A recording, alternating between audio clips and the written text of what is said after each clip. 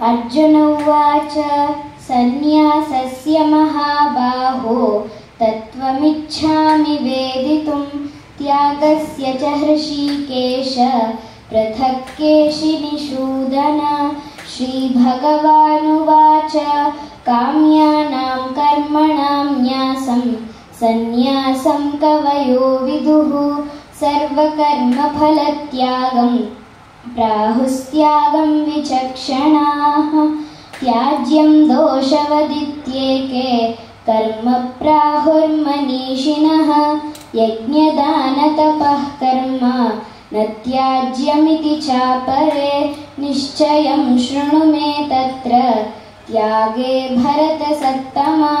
त्यागो हि पुरुषव्याघ्र त्रिविधः सम्प्रकीर्तितः यज्ञदानतपः कर्म न त्याज्यं कार्यमेव तत्। यज्ञोदानं तपश्चैव पावनानि मनीषिणाम् एतान्यपि तु कर्माणि सङ्गं त्यक्त्वा फलानि च कर्तव्यानीति मे पार्थ निश्चितं मतमुत्तमम्।